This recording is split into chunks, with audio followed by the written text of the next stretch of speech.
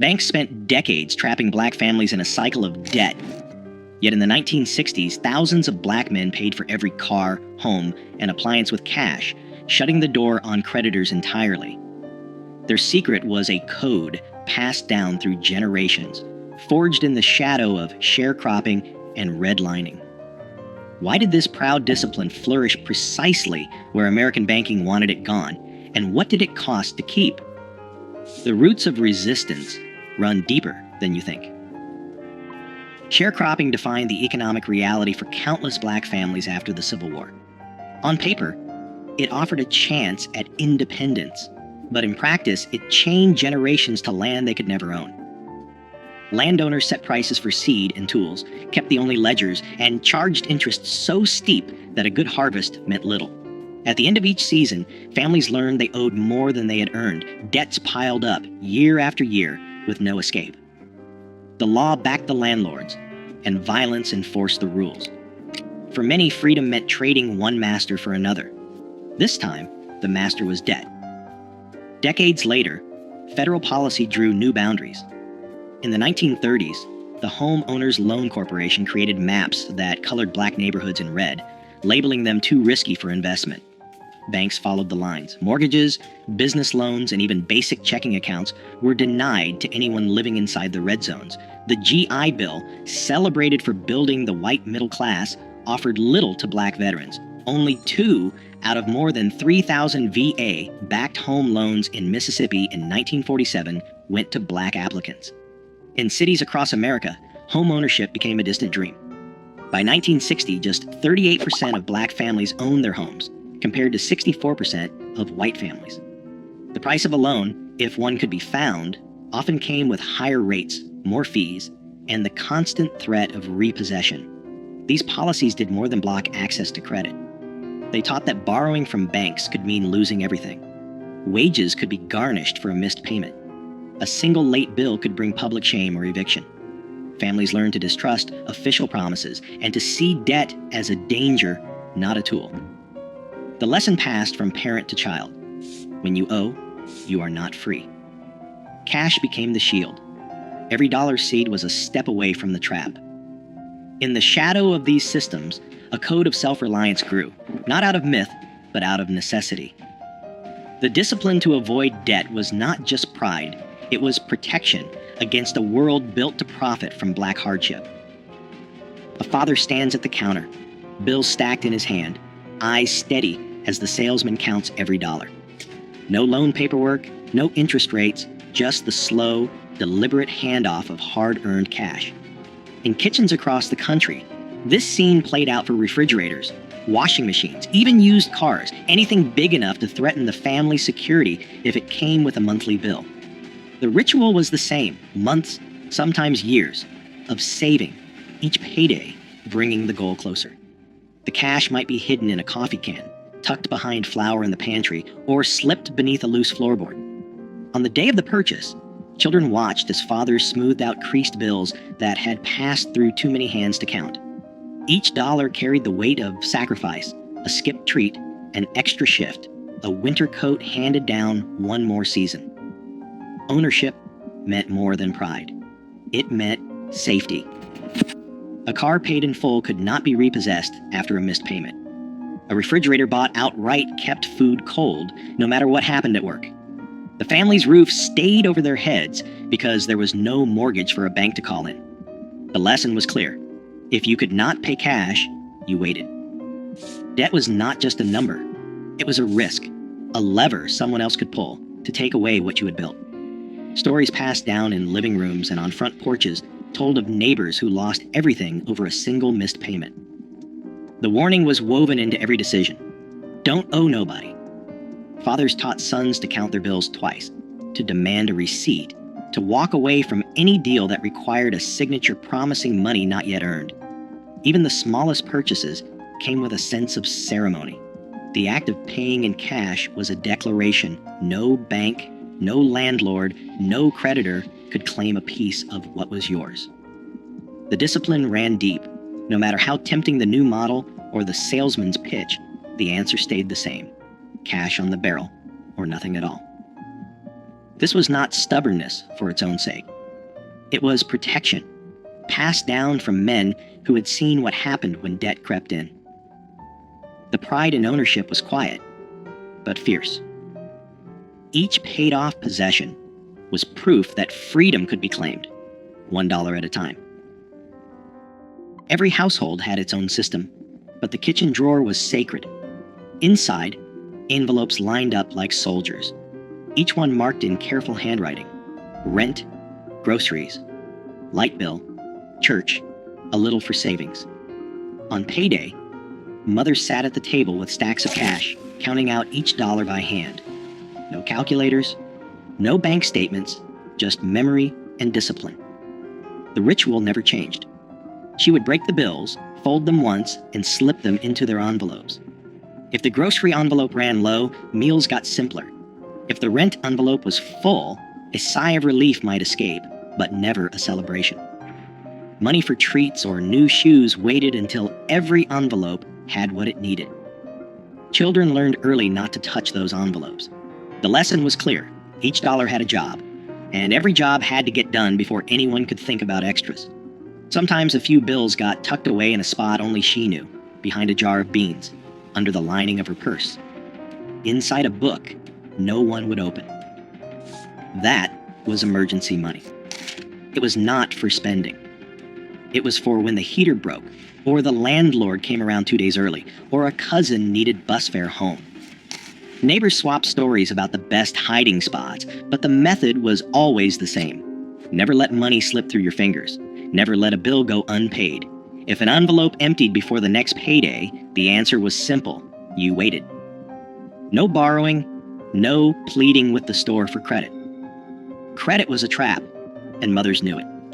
The empty envelope was a warning, not an invitation to spend what you did not have. This was more than thrift. It was a code. The envelopes kept the family safe, 1 week at a time. A new coat or a Sunday roast came only after the rent and lights were covered. The rules were strict, but they kept the wolves from the door. Children grew up watching, learning that every purchase was planned, every expense measured. The kitchen drawer, with its stack of envelopes, was the real bank, the only one that could be trusted. The layaway counter at the local department store was a familiar stop for families who refused to risk what little they had on credit.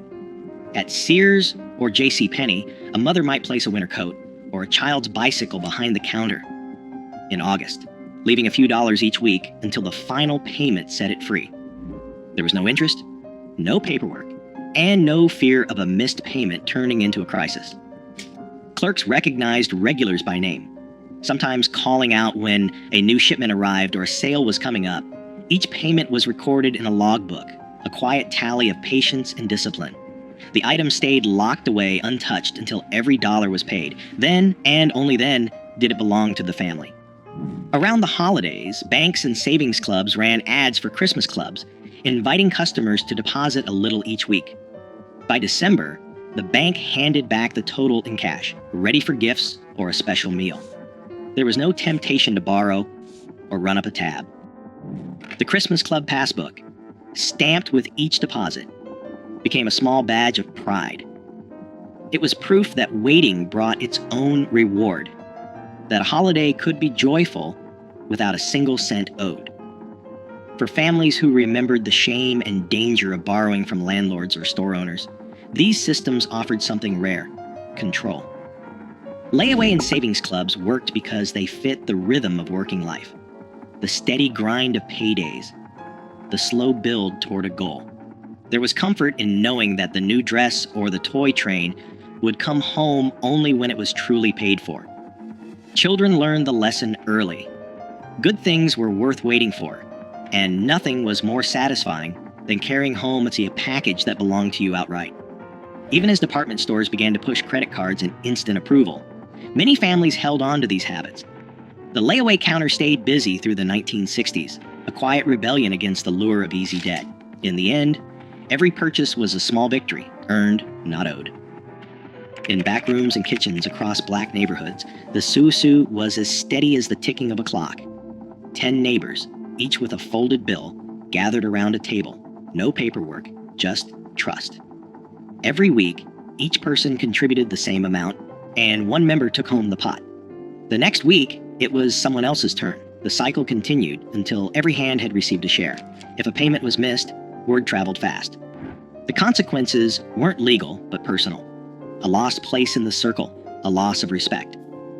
In cities like Detroit and New York, these rotating savings clubs, rooted in West African tradition, helped families buy appliances, cover hospital bills, or send a child to college, all without a bank's permission. Barter wove another safety net. A mechanic traded a brake job for a basket of tomatoes. A seamstress hemmed pants for a sack of potatoes. Skills moved through the neighborhood as quietly as cash, and every exchange kept money close. Repairs stretched the life of radios, shoes, and washing machines. Nothing was wasted. A broken toaster found its way to the neighbor with a soldering iron and a knack for coaxing life from tired wires. Oral histories recall how these trades built a web of support, sidestepping the need for credit and keeping families afloat. Churches anchored these networks. Sunday offerings funded more than sermons. They paid for groceries, rent, or a few dollars slipped into a father's hand after service. The help came quietly, with the understanding that one day the favor would be returned. Sermons warned that debt was a shackle, not just a number. The church's aid was both spiritual and practical, reinforcing the lesson that freedom meant living within your means. Insurance agents from North Carolina Mutual and Atlanta Life walked door to door collecting dimes and debit books. These small premiums bought peace of mind, a dignified funeral, a cushion for hard times. The agent knew every family by name. Miss a payment, and the agent returned, not with threats, but with concern. Accountability ran both ways. Each system, susu, barter, church, insurance, rested on a single rule: take care of your own. Pride in these arrangements ran deep, proof that even when banks shut their doors, Black families could build wealth, protect each other, and remain free from debt. Credit offers began arriving in mailboxes, thick envelopes promising instant approval, and a line of credit with no questions asked. The language was slick: buy now, pay later, no money down, just sign and take it home. Department stores and national banks, locked out of Black neighborhoods for decades, now saw a new market. They sent out applications by the thousands, sometimes addressed to resident or occupant, hoping to catch anyone willing to bite. The numbers looked tempting: a bank AmeriCard with a $500 limit, a Sears card for new appliances, a department store line for back-to-school clothes. But the fine print told a different story. Interest rates hovered at 18%, sometimes higher. Annual fees chipped away at any savings. Miss a payment, and penalties stacked up fast. Late fees, higher rates, even threats of wage garnishment. Newspaper ads and radio jingles painted credit as a ticket to the American dream. In reality, the terms were designed to keep balances growing. A $200 refrigerator bought on credit could cost $350 by the time it was paid off. Department stores trained clerks to pitch store cards at the register, offering discounts on the first purchase but locking families into revolving debt. Some banks used out-of-state charters to sidestep local usury laws, importing higher Nebraska or South Dakota rates into cities like Detroit and Chicago. Letters arrived every week, each one promising a better life, each one a trap disguised as opportunity. The pressure was relentless. For families who had learned to save every dollar, the flood of offers felt like an attack on their discipline. The old code, wait, save, own, met a new world where patience was out of style and debt was sold as freedom. The first cracks appeared when neighbors started showing off new furniture or cars bought on credit, the price hidden behind a monthly bill. Banks called it progress. For many, it was the beginning of a new kind of risk. The old rules began to slip away in the late 1960s. Factories that once offered steady paychecks shuttered their doors, leaving entire neighborhoods without work. In Detroit, Chicago, Newark, and Watts, unrest swept through the streets. Businesses boarded up windows or left town altogether, taking jobs and stability with them. The corner stores that once offered layaway stopped offering the service, shifting to cash or credit-only policies as insurance costs soared and profit margins shrank.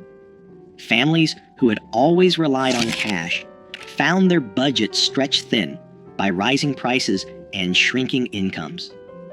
Savings, hidden in coffee cans and envelopes, vanished quickly when paychecks stopped coming. The Susu circles, once tight and reliable, struggled as members lost jobs or moved away.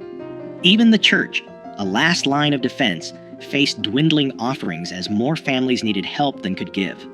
The safety nets that had protected generations began to fray. Some men took on odd jobs or hustled for cash, but the steady grind that had made saving possible was gone. The discipline that had kept debt at bay became harder to sustain when every dollar was needed just to get by. Temptation grew as neighbors, desperate to replace what was lost, began to accept the credit cards and easy loans that filled mailboxes. The old warnings, never owe, never sign, faded under the weight of layoffs and closed factories. What had once been a badge of pride, living debt-free, felt less like a choice and more like a memory. The habits of patience and self-restraint, passed down for decades, were tested by forces no envelope system could hold back. In the space left by lost jobs and broken trust, debt began to creep in. Quiet at first, then all at once. Today, consumer debt in Black communities stands at record highs, while payday lenders crowd out old systems of mutual aid. The strategies once born of necessity now hold a blueprint for financial resilience, especially as predatory credit adapts with every decade. The question isn't whether those cash-based codes still matter. The question is, who has the power to remember and who profits if we forget? Let your thoughts spark the conversation.